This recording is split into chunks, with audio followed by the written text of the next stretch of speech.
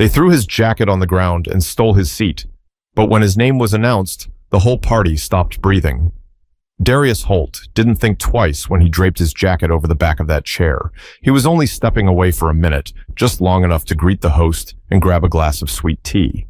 The engagement party in Tempe, Arizona was louder than he expected, full of friends, coworkers of coworkers, and people who seemed determined to treat a backyard celebration like a red carpet event. But Darius didn't mind. He wasn't here to be seen. He was here because the groom asked personally.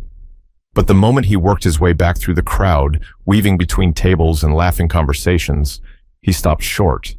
His chair was taken. Not just the chair, his jacket was on the ground. His seat was occupied by a couple who looked way too comfortable to be apologizing anytime soon. The man had a sharp haircut and a watch that tried too hard. The woman sat beside him, tilting her head in a way that suggested she believed every room belonged to her. Darius blinked, calm but confused. He stepped closer. "Hey," he said, keeping his voice warm. "Sorry, this was my seat. I left my jacket there." The woman didn't even look at him at first. The man glanced up, slow and dismissive, the way someone glances at a waiter they don't plan to tip. "Oh," the man muttered, giving a half smile that wasn't really a smile. "Yeah, we're actually saving this spot." Darius pointed gently to the jacket on the ground. "Right, but I was sitting here. I just stepped away." The woman finally looked at him. She raised her brows as though she'd been interrupted during something very important. "We're saving it for someone," she said plainly. "There are chairs open in the back." It wasn't what she said, it was how she said it. Darius felt the shift. Not anger, just clarity. He saw the way they sized him up in half a second, the way they decided he wasn't someone whose seat mattered. He didn't make a scene. He didn't raise his voice. That wasn't him. But there was a tiny pause before he replied, and anyone who knew him well would have recognized it. That pause meant he was choosing patience. "I understand," he said slowly, "but that seat was mine." The man smirked, lifted his drink, and replied, "Well, it is what it is." A few nearby guests glanced over, not enough to intervene, just enough to notice something was off. Darius picked up his jacket from the ground and dusted it lightly with his hand. He wasn't embarrassed. He wasn't defeated. He was simply thinking. The woman, clearly wanting the conversation to end, waved her hand dismissively toward the back row. "Really, there are chairs back there. You'll still see the slideshow." Darius didn't move. For a moment, neither did they. Then he stepped back. Not because they told him to, but because he didn't want to push a moment that didn't deserve his energy. But as he stood there, holding his jacket, a funny thing happened. Someone across the yard caught sight of him and started walking toward him. Someone who knew exactly who Darius was and why this night mattered far more than the couple sitting in his seat could have imagined. But the couple didn't notice that person approaching, and that's when everything quietly began to shift. Hours before the seat drama, Darius Holt had been in a completely different mindset.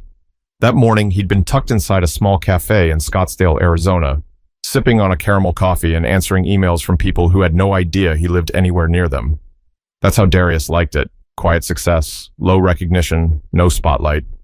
His work in tech had put him in a comfortable place, but you'd never know it unless someone else told you. He wore simple clothes, drove an older SUV, and carried himself like someone who preferred grocery stores over galas.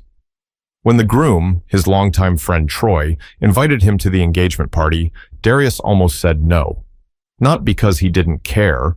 Troy was one of the few people he actually trusted, but because gatherings always had a way of turning into something he didn't ask for. Attention, conversations he didn't want, people sizing him up. Still, Troy insisted. "Man, I need you there," he'd said over the phone. "You helped me more than you know. Just show up, eat something, smile, that's it." So Darius agreed. By the time he arrived that evening, the backyard was already full. Strings of warm lights stretched across the space, a slideshow of photos flickered on a projector screen, and tables overflowed with finger foods. Kids ran around chasing each other while adults tried not to spill their drinks. It was the kind of event where the music was just loud enough to make you repeat yourself every time you spoke. Troy spotted him almost immediately. "There he is," Troy said, pulling him into a quick hug. "Man, I'm glad you made it." Darius smiled. "Wouldn't miss it." They talked for a few minutes. Work, life, wedding plans, before Troy was pulled away by another relative who needed a photo. Darius laughed. waved him off, and started looking for a place to sit. That's when he found the chair. A simple folding chair tucked near the middle, close enough to the slideshow to see everything clearly. He laid his jacket across the back of it and sat for a moment, listening to the mix of laughter and conversation around him. It felt good to just blend in. A woman nearby accidentally bumped his knee with her purse and apologized with a quick laugh. "My bad. These walkways are too tight." "All good," Darius said, smiling. He chatted briefly with an older man who asked if he worked in construction. "No, I'm in tech," Darius answered. "Oh, nice," the man said with a friendly nod before wandering off toward the snack table. The whole atmosphere felt harmless, familiar. Darius stood to grab a drink, keeping an eye on his seat so he could slide right back into it when he returned. He wasn't thinking about anything but the tea he was about to pour. And while he stood at the drink station, he overheard two people behind him talking, voices he didn't recognize. "Did you hear?" one asked. "They said that investor guy is here tonight." "Yeah," the other replied. "Apparently he's the reason they could afford this whole setup." Darius looked down at his cup, amused. Nobody ever expected the investor to look like him, and he liked it that way. But when he turned to head back to his seat, tea in hand, he saw two strangers settling into the spot where he'd been sitting minutes earlier. His jacket lay on the ground like it meant nothing, but he hadn't met them yet, and he didn't know their names. Not until he walked back toward that chair and everything changed.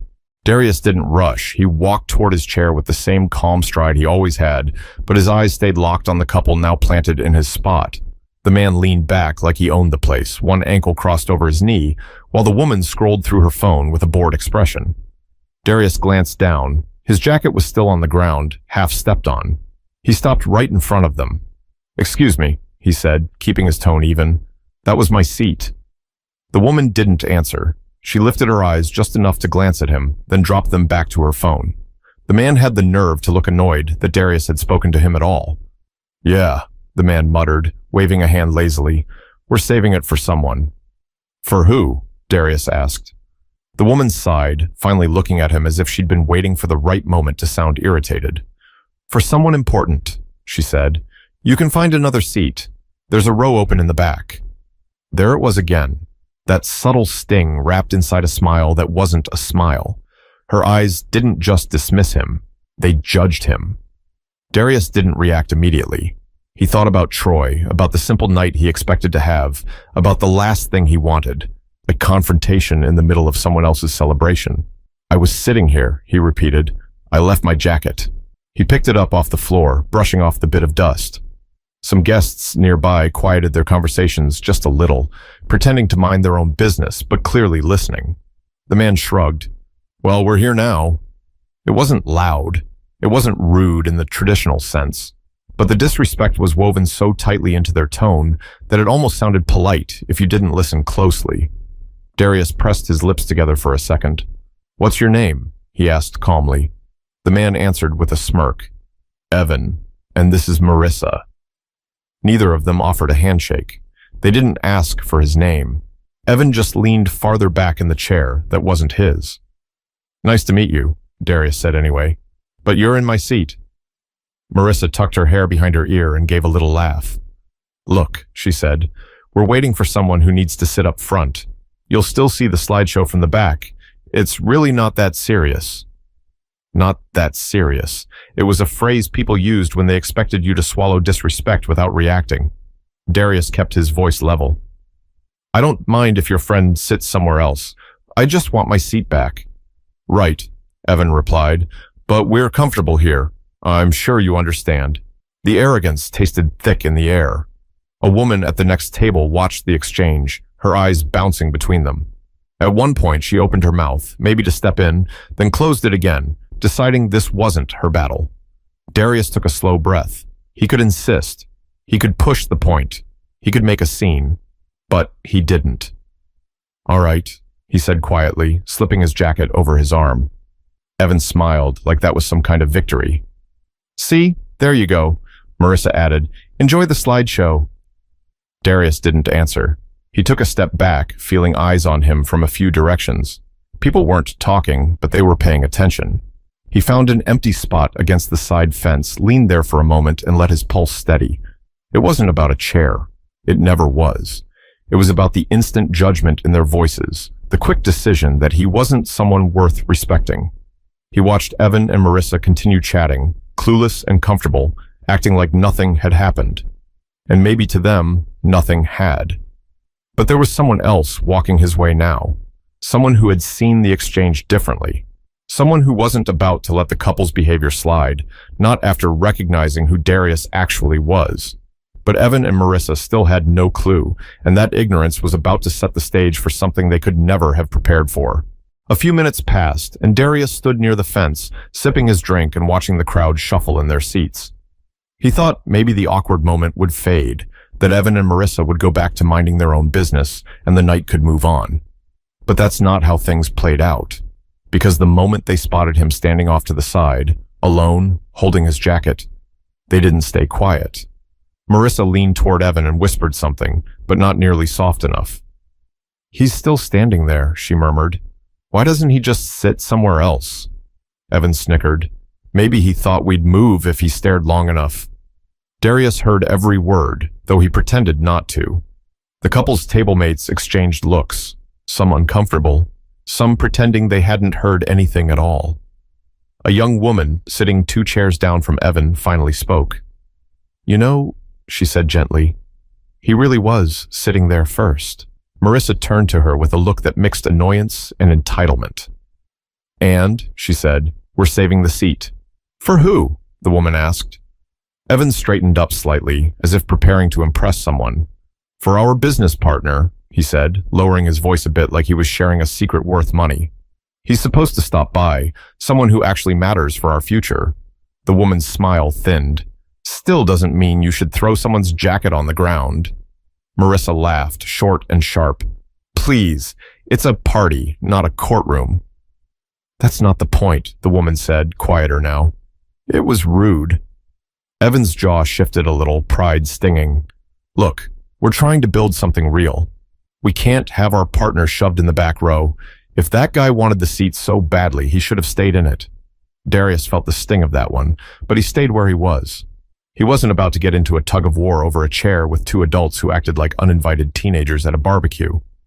A few feet away, another guest, a man named Rodney he'd met once or twice, walked over to Darius with a half smile. "You good?" Rodney asked. Darius nodded. "Yeah." "Looked like those 2 were giving you trouble." Darius chuckled softly. "They're saving the seat for someone important." Rodney shook his head. Funny how people define that word. Before Darius could respond, Evan raised his voice just enough to be overheard. "Marissa, did you send the pitch deck to the guy from Austin? He said he wanted something polished before we meet next week." "Yeah," she said. "And you know what would help us look even more prepared? Meeting that investor tonight. If he sees we belong up front, it sets a tone." Darius's brow lifted slightly. Investor, tonight. He didn't say anything out loud, but the irony settled on him like warm air. Rodney lowered his voice. "They're talking about the guy funding the community center project, aren't they?" "Sounds like it," Darius replied. Rodney gave him a look, wide-eyed, almost amused. "And they don't know?" "No," Darius said. "Not even close." The host, Troy, moved around the crowd with a microphone, trying to gather attention for a quick announcement. People quieted down slowly, shifting in their seats. Evan straightened his shirt and whispered to Marissa, "This is it. They might introduce him soon. Make sure he sees us up front." She adjusted her hair and smiled, proud of herself for holding the seat. "We're exactly where we should be." Rodney shot Darius a look that said everything without words. Darius just sighed. He wasn't angry. He wasn't plotting revenge. He simply knew the truth had a way of walking into a room without needing permission, or a seat up front. Troy tapped the microphone twice. "All right, everyone," he said. "Give me 30 seconds. I want to thank someone really special tonight. Someone who helped make this engagement party possible." Evan and Marissa both sat up straighter, practically glowing with anticipation. Troy continued, "And someone who stepped up big time for the new community center fund." Marissa clasped her hands together. Evan exhaled like the moment he'd been waiting for his whole life had arrived. But the name coming next would hit them harder than anything they'd expected. But before Troy said it, the crowd needed to settle, and that silence only made what happened next even sharper.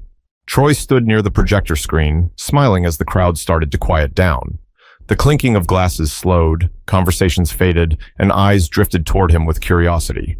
The warm lights above gave everything a soft glow, and for a second, the entire backyard felt still.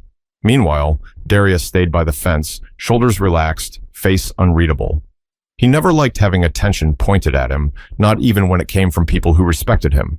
And tonight, the last thing he wanted was to be the center of anything. But he also knew Troy well enough to know there was no dodging this moment. Across the yard, Evan leaned forward in his stolen seat, whispering excitedly to Marissa. He's definitely talking about him. Finally. Marissa crossed her legs, sitting with the posture of someone rehearsing confidence. Good, she whispered. We need to make the right impression. They had no idea. Most people in that backyard didn't know much about Darius. They saw a quiet guy with simple clothes and an old SUV, a man who kept to himself, someone who blended into a crowd rather than standing out. But that was the thing. Darius built his life that way on purpose. He grew up in Bakersfield, California, in a small apartment behind a laundromat. His mom worked long hours, his dad bounced from job to job, and every dollar had a job before it reached the house. Darius learned early that money wasn't loud. It was quiet. It was the people pretending who made noise. He studied computer engineering at a community college because he couldn't afford anything else. Then he spent his nights building small apps, freelancing, and learning every piece of code he could get his hands on. Years passed, and those small projects turned into something bigger, sales, partnerships, and one app that exploded far beyond what he expected. Suddenly, he had more money than he knew what to do with. But even then, he never announced it. He didn't buy designer clothes. He didn't upgrade every year to whatever the world was obsessing over. He didn't feel the need to flash status like a badge. He used his money quietly, helping where he could, investing where it mattered, supporting people who didn't expect it. One of those people was Troy. The new community center they were planning to build on the south side of Tempe, the one aimed at helping teens learn coding, trades, and entrepreneurship. Darius was the one pushing the funding behind it, not because he wanted credit, but because he knew what it felt like to need opportunity and not have it. None of that showed on his face as he stood by the fence, watching Evan and Marissa soak in the attention they thought belonged to them. The yard buzzed with that special kind of anticipation that sits right in the middle of admiration and curiosity. People were waiting to see who Troy would call out. Some expected a big-time businessman. Others imagined someone with a polished suit and a firm handshake. No one expected the quiet man holding a jacket near the fence. Rodney, still standing beside him, gave a low chuckle. You're really about to knock their night sideways, you know that? Darius shrugged, not intentionally. Oh, I know, that's why it's going to hit even harder. Behind them, Marissa whispered, Smile. Make sure you look approachable when he walks over. Evan straightened his posture more. Trust me, once he sees we saved a seat up front, he'll respect that. Rodney muttered under his breath, Oh, he'll see something. Troy lifted the mic again. All right, y'all, let me introduce you to someone who changed everything for us. The crowd leaned in. Evan and Marissa held their breath. Rodney looked at Darius with a knowing grin, but Troy didn't call the name yet. He paused, giving the moment just enough air to tighten every expectation in the yard before dropping the truth. Troy lowered the microphone for a moment, scanning the tables like he was searching for the right face. People leaned closer, trying to guess who he was about to point out. Some guests even straightened their shirts and sat taller, just in case the spotlight swung their way. Meanwhile, Evan adjusted his collar again, whispering to Marissa, This is it. Watch how fast he comes over here. Marissa smoothed her dress and crossed her legs the other way. He's definitely going to introduce himself after this, she whispered. This seat is exactly where we needed to be tonight. Not far from them, Rodney looked like he was holding in a laugh. Darius stood quietly, watching Troy prepare to finish the announcement. He didn't look nervous. He didn't look excited. He simply looked ready. But before Troy could bring the mic back up, someone else approached the couple's table, a guy named Seth, one of the groom's co-workers. He walked up holding a plate of appetizers, smiling at everyone like he was already mid-conversation. You two enjoying yourselves? He asked. Marissa brightened instantly. Yes, absolutely. We've got front row seats. Seth nodded politely. Nice. By the way, did you ever figure out who you were saving those seats for? Oh, totally. Evan jumped in. We're waiting for an investor we're trying to meet. Heard he's supposed to be here tonight. Seth paused for half a beat. Really? And who told you the guy would want to sit up front? Marissa lifted her chin slightly. It just makes sense. He'd want to be where people can approach him. Seth blinked, then tilted his head. Are you sure? The person funding this place isn't really the front row type. Evan frowned. Meaning what? Seth shrugged. I've met him once. Real low-key dude. Doesn't dress flashy. Doesn't talk much about his business. Kind of blends in. The look on Evan's face tightened. That doesn't sound like an investor. Seth raised a brow. Some of the wealthiest people you'll ever meet don't look like what you expect. Marissa crossed her arms. Well, whoever he is, we'll know soon. Seth let out a small breath like he was trying not to say more. Yeah, you will. He walked off, leaving Evan and Marissa momentarily confused. Rodney leaned toward Darius with a quiet grin. You heard that, right? I did, Darius said. You're a patient man. I try. Across the yard, a cousin of the bride, a chatty woman named Denise, wandered over holding 2 cupcakes. She spotted Darius and smiled wide. There you are. I was looking for you earlier, she said. Darius chuckled softly. Everything all right? Oh, yes. I just wanted to thank you again for what you're doing for the kids in the neighborhood. The center is going to be huge for them. Evan heard that. His head snapped around so fast, Marissa noticed. Denise kept going, completely unaware of the tension forming behind her. I told my nephew about the computer lab idea, and he hasn't stopped talking about it. You really don't know how much this means to everyone. Darius smiled warmly. I'm glad it helps. That's the goal. Denise nodded, patted his arm, and walked back toward the dessert table. Evan's expression had changed. Subtle, but noticeable. He leaned toward Marissa. What did she mean by that? Marissa shrugged. She probably thinks he volunteers or something. But Evan didn't look satisfied with that answer. His eyes stayed locked on Darius now, like he was suddenly trying to solve a puzzle he didn't realize he'd been handed earlier. Troy finally raised the microphone again. All right, everyone. Thanks for waiting. I promise I won't take long. I just want to acknowledge someone who has completely changed the direction of our community project. Someone who stepped in, believed in us, and gave us the support we didn't think we would get. People turned their bodies toward him. Evan leaned forward so far his chair squeaked. Marissa placed a hand on her chest like she was preparing for her close-up. Rodney folded his arms and glanced sideways at Darius. Troy continued. This person didn't ask for recognition. They didn't want their name in lights, but we wouldn't be standing in this amazing space tonight without them. Evan whispered, Get ready. And across the yard, Troy's eyes finally found the man he'd been looking for. He smiled, lifted the mic, opened his mouth. But what came out next wasn't the name Evan and Marissa were waiting for, and their entire table felt the shift the second Troy spoke. Troy took a breath, lifted the microphone, and said the name as clearly as if he were announcing a championship winner. Everybody, please help me thank Darius Holt. For 2 full seconds, the backyard didn't move. Not a blink, not a sip, not a whisper, just silence. Then, like someone pressed play again, the reaction started rolling through the crowd. Heads turned sharply toward the fence. Mouths parted without sound.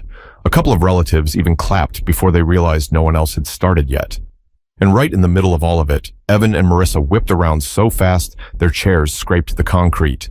They stared at Darius, who stood exactly where he had been the whole time, holding his jacket and watching the moment play out with the calmest expression in the entire yard.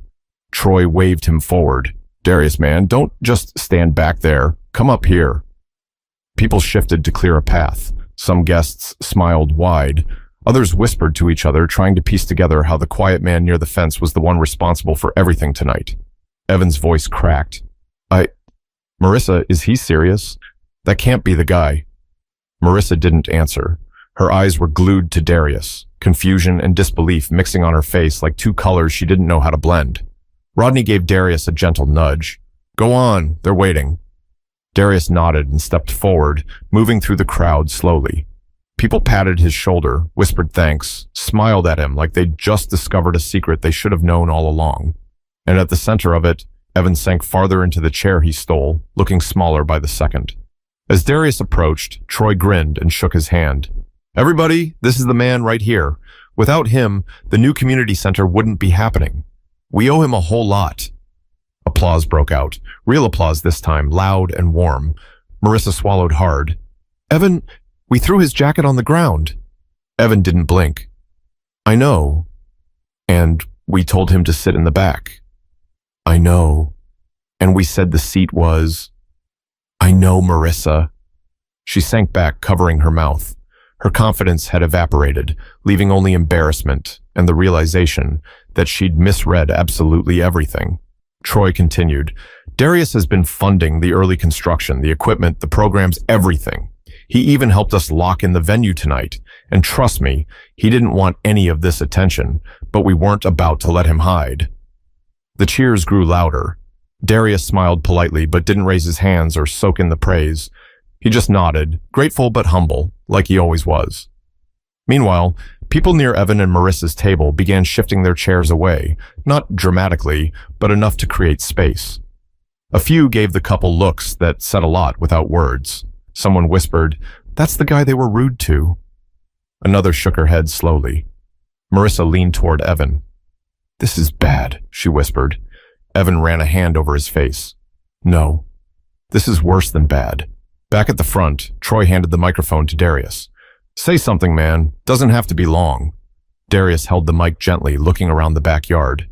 "I appreciate all of you," he said. "Really. But I didn't do this for recognition. I just want the kids in the neighborhood to have chances I didn't."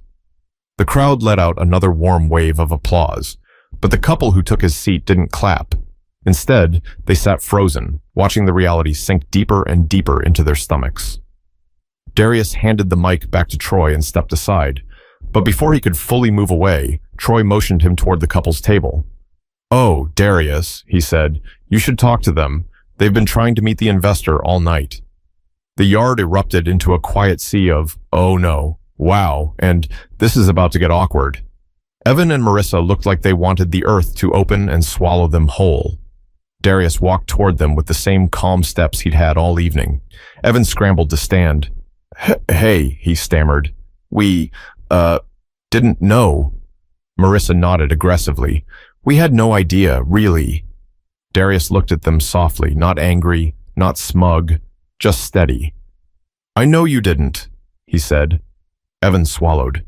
"We saved the seat for someone important." Darius lifted one shoulder in a small, almost gentle shrug. "Guess I just didn't look important enough." They couldn't respond. There was no response. But the real lesson hadn't been spoken yet, and that moment was coming next. Evan and Marissa stood there, stuck between apology and panic, trying to piece together how the night slipped so far out of their hands. The crowd had already begun shifting back into normal conversation, but the energy around their table was different. Heavy, uncomfortable, honest. Evan tried again, clearing his throat like the right words might magically show up. "Listen, we messed up. Badly. We shouldn't have talked to you the way we did." Marissa nodded quickly, her voice quieter than it had been all night. "It wasn't right. We judged you before knowing anything, and we made assumptions we shouldn't have." Darius studied them for a moment, not to make them squirm, not to hold power over them, just to understand what kind of people they were when the mask finally came off. "It's okay to have bad moments," he said calmly, "but it's not okay when those moments come at someone else's expense." Marissa lowered her eyes. "We're really sorry." Darius gave a slow nod. "I hear you." Evan took a breath, trying to salvage any dignity he still had. "If there's any chance we could restart, maybe explain our business idea." Darius didn't raise his voice or make a scene. He simply answered with honesty most people never hear. "Tonight wasn't the time for that," he said. "And the way you treated me earlier, it tells me all I need to know about how you treat people when you think they're not useful to you." Evan's face dropped. Marissa looked away. Rodney, who'd been standing nearby, just in case things escalated, stepped closer with a small smile. "He's being polite," Rodney murmured. "Trust me.